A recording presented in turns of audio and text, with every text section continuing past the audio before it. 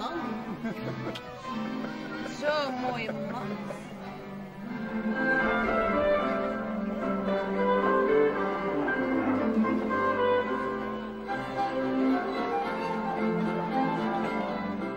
In het jaar 1607.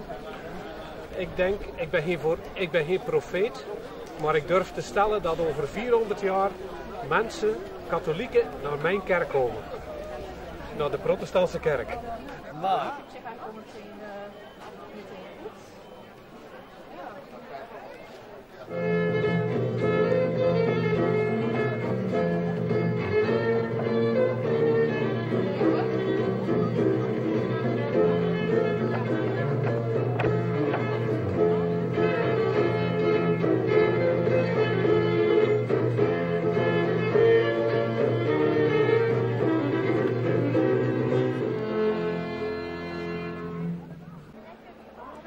ja, maar weet je, dat kan je niet schulden op de markt. Is dit normaal? Ja, ja, ja. Ja.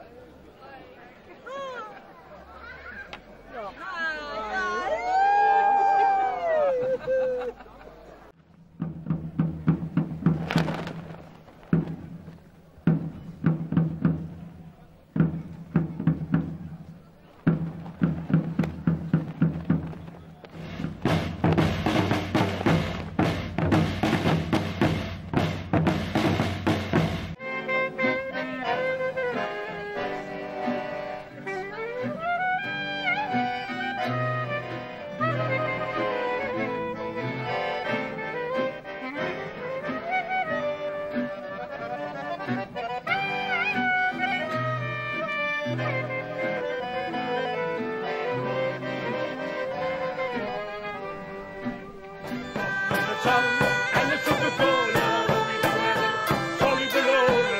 Kom in de zon en de Coca-Cola, komt u er weer.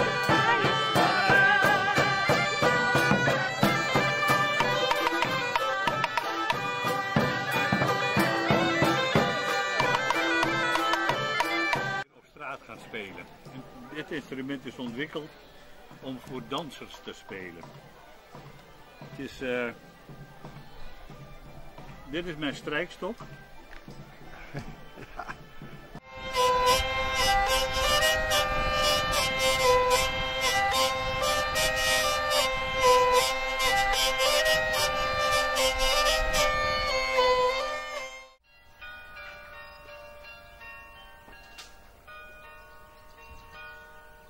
Stenen zingen. Maar nu draait hij voor de prins. En dan niet voor de prins Maurits van Oranje, maar voor zijn vader.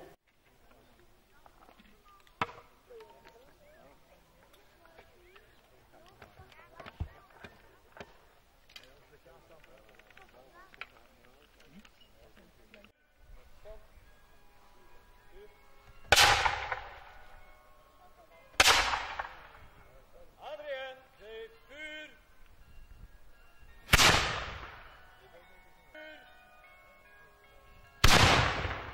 Barbara, geef vuur.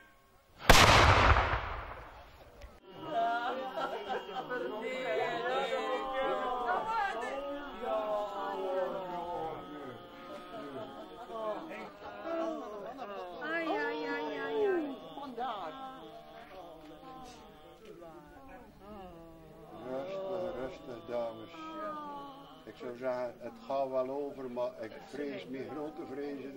Kijk, alstublieft. Kijk, ik heb dus rustig door.